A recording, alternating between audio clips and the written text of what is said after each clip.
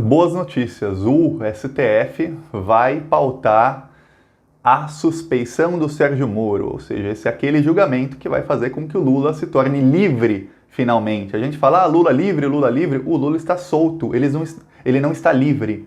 Por que não está livre? Ele não está livre porque ainda ele tem essas duas condenações sem provas feitas, uma pelo juiz Sérgio Moro, ex-juiz Sérgio Moro, que é ministro do Bolsonaro, que é ministro, virou advogado de porta de cadeia, está sempre defendendo o Bolsonaro e os filhos, e a outra pela juíza do copia e cola, aquela mesma juíza que admitiu que copiou e colou. O Lula, enquanto ele tiver essas duas condenações, ele não é um homem livre, ele é um homem solto. Então o STF, o Gilmar Mendes, falou que vai pautar finalmente a suspeição do Sérgio Moro, que é o julgamento que tornará o Lula um homem livre. Vamos falar disso, mas antes, se você é Lula livre, você quer ver o Lula livre, não apenas solto, mas livre, se inscreve no canal, curte o vídeo. Eu acho que não teve nenhum canal no YouTube que defendeu tanto o Lula livre, que bateu tanto em Sérgio Moro e nessa corja da Lava Jato, quanto aqui. Talvez tenha um ou outro, mas aqui todos os dias a gente defendeu o Lula livre, a gente faz oposição ao bolsonarismo. Então vem com a gente, curte o vídeo e se inscreve no canal para que essa onda Lula livre seja levada para mais pessoas. O bolsonarismo, eles atacam com a mentira e a gente contra-ataca com a verdade para quebrar as mentiras dele. Então vem com a gente, é 1 segundo, é de graça se inscrever.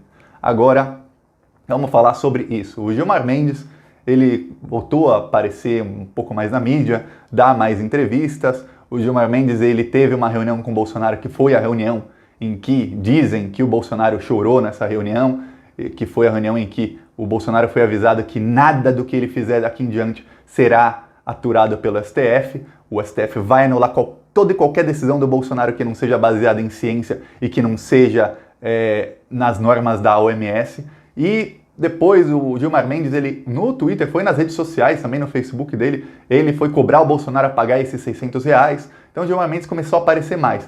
E, entre isso, ele falou sobre a suspeição do Sérgio Moro. Para quem não lembra, vamos falar sobre isso. O Lula, em novembro de 2018, olha o tempo, são 6 meses, 1 ano e 6 meses, desculpa, 1 ano e 6 meses atrás, os advogados do Lula entraram no STF com um pedido de suspeição do Sérgio Moro. Naquela época não tinha vaza-jato, mas para qualquer pessoa que acompanha a política e que tem 2 parafusos, tem uns youtubers aí que achavam que era teoria da conspiração isso, mas qualquer pessoa com 2 parafusos na cabeça, 2 no mínimo, sabia que o Sérgio Moro perseguiu o Lula. Foram vários atos de perseguição. Não precisava da vaza-jato para provar essa perseguição. Precisava apenas analisar o que aconteceu e ter 2 miolos na cabeça. Pois bem, os advogados do Lula entraram com esse pedido.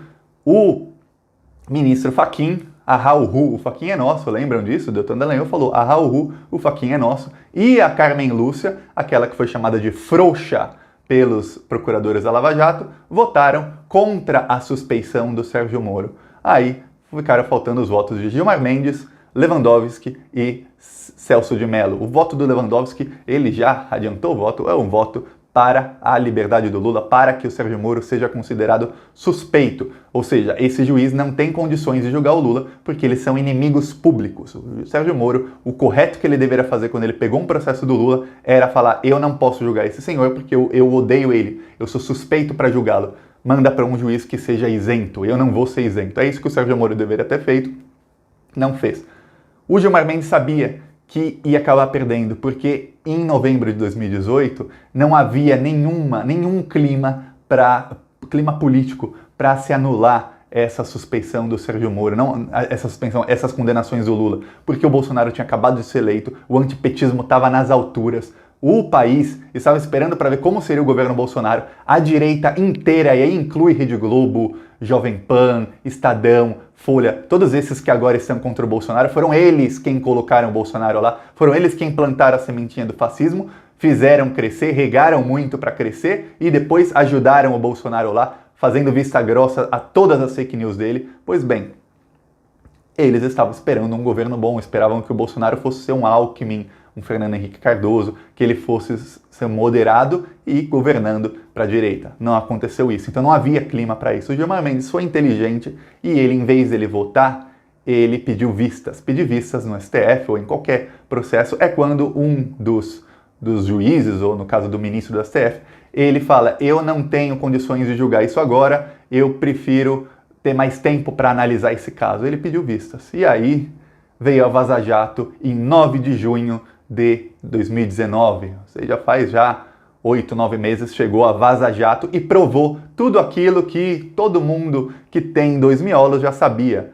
O Sérgio Moro realmente perseguiu o Lula e provou até coisas que eram inimagináveis.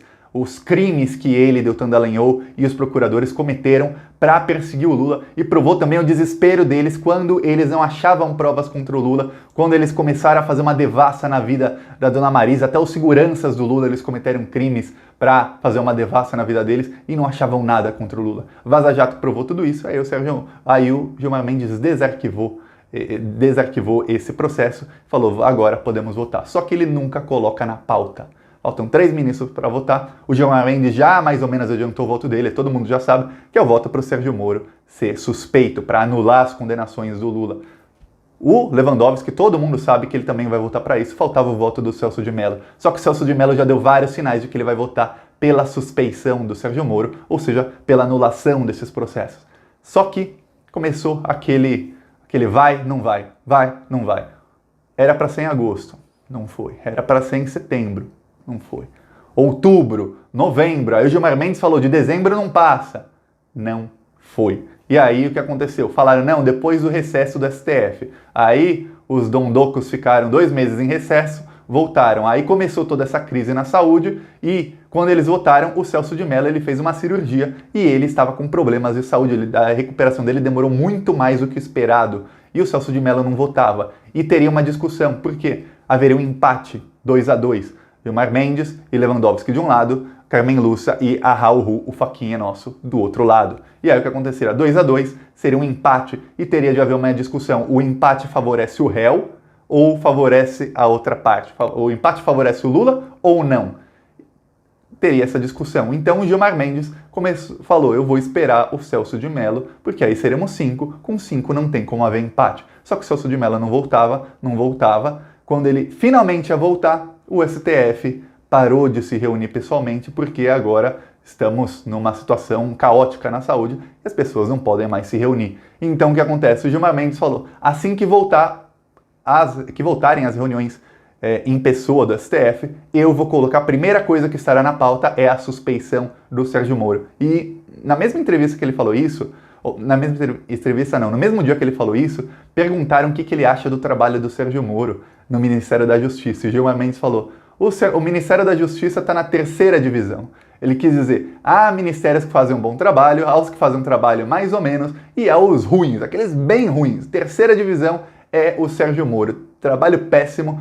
O Gilmar Mendes mostrou já várias vezes, ele odeia o Sérgio Moro, ele odeia os procuradores da Lava Jato, ele odeia todos esses lavajatistas, até porque eles perseguem ao Gilmar Mendes e também ao Dias Toffoli, mas o Dias Toffoli ele é mais moderado, ele é mais, vou usar uma outra palavra, covarde. O Gilmar Mendes não é. Nunca foi. Gilmar Mendes é o tipo de pessoa que prefere puxar a responsabilidade para si e tomar a decisão que não tá nem aí se vai ser xingado, se vai ser achincalhado, se vão soltar fake news contra ele, se vão fazer bonecão com a cara dele e jogar pedra, porque os bolsonaristas fizeram isso, os lavajatistas fizeram protesto contra ele, o Toffoli fazendo isso. E o Gilmar Mendes não tá nem aí para nada disso. E aí ele continua criticando o Moro, continua criticando o Dallagnol em várias oportunidades no plenário do STF. Ele chamou o Deltan Dallagnol, que é o procurador que fez o PowerPoint contra o Lula, o principal alvo da Vaza Jato é o Dallagnol. Ele chamou o Dallagnol de bandido, de ladrão de dinheiro público, com todas as palavras. Ele falou bandido em plenário do STF, porque o Deltan Dallagnol queria roubar, e aí sim, é roubar mesmo, pegar assim, na mão grande, 2 bilhões e 500 milhões da Petrobras e fazer um fundo da Lava Jato que seria administrado pelos procuradores da Lava Jato. Então aqueles bandidinhos,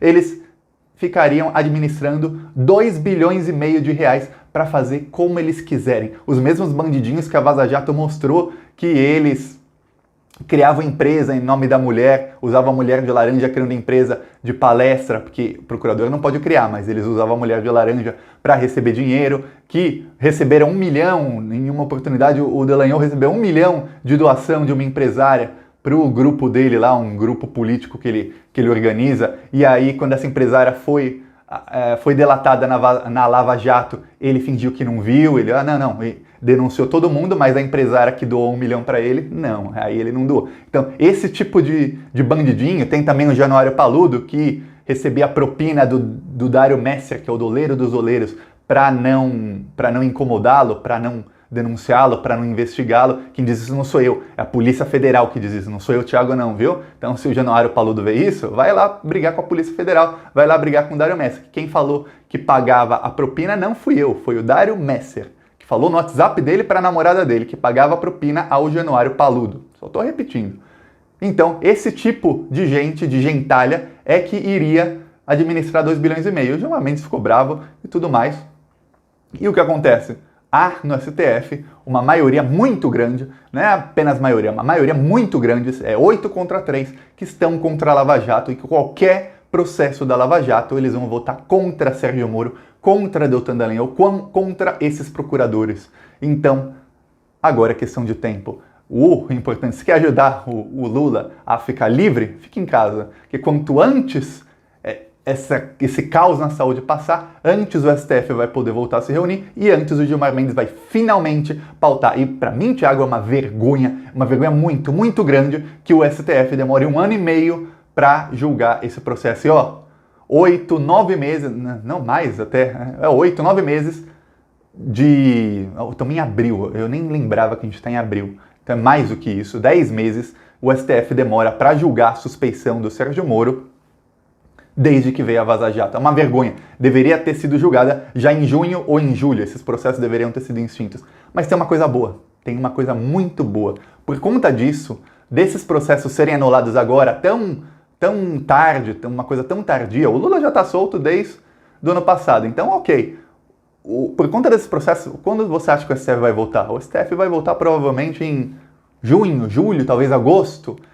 Se isso acontecer em junho, julho, agosto, os juízes da Lava Jato, os procuradores da Lava Jato, mesmo que eles acelerem tudo, eles não conseguem condenar o Lula em 2 instâncias antes de 2022. E o Lula vai poder ser candidato à presidência, porque o Lula será ficha limpa. Não vai ter nada contra o Lula. Os processos contra o Lula terão de voltar do comecinho. E aí, com um juiz diferente. Então, mesmo que eles tentem perseguir o Lula para condená-lo, para que ele não participe da eleição, não vai rolar. Não vai rolar porque mesmo o Sérgio Moro tentando adiantar tudo, mesmo o Sérgio Moro falando pro Deltan Dallagnol, olha, oferece a denúncia, esquece as provas, eu garanto, e tudo mais, ele demorou mais do que esse tempo, mais que 1 ano e meio, entre iniciar as investigações, apresentar a denúncia e o Lula ser condenado em 2ª instância. E agora não há mais aquele clima pro TRF4, pros 3 patetas, os 3 pau-mandados de Sérgio Moro, para que eles condenem o Lula e passem o processo do Lula na frente de outros 400. Isso não tem mais clima para isso. Tá todo mundo olhando. Eles já são suspeitíssimos, então não vai dar. O Lula provavelmente vai ser ficha limpa e poderá ser candidato à presidência. Eu não sei se o Lula quer. Eu realmente não sei. Mas é uma perda muito grande para o bolsonarismo ter o Lula como candidato à presidência. Porque o Lula ele é imune a fake news. Pelo menos a quase todas as fake news. O Lula ganha do Bolsonaro com ou sem fake news, com ou sem 15, 20 mil grupos de WhatsApp dos bolsonaristas. Com tudo isso do Bolsonaro, o Lula ganha do Bolsonaro. O terror de Bolsonaro se chama Luiz Inácio Lula da Silva. É isso. E se gostou do vídeo, curte, compartilha, se inscreve no canal. Se você já assistiu 13 minutos e 40 segundos, se inscreve no canal aí 1 segundo e vamos aqui fazer oposição ao bolsonarismo. Vamos lá. Falou.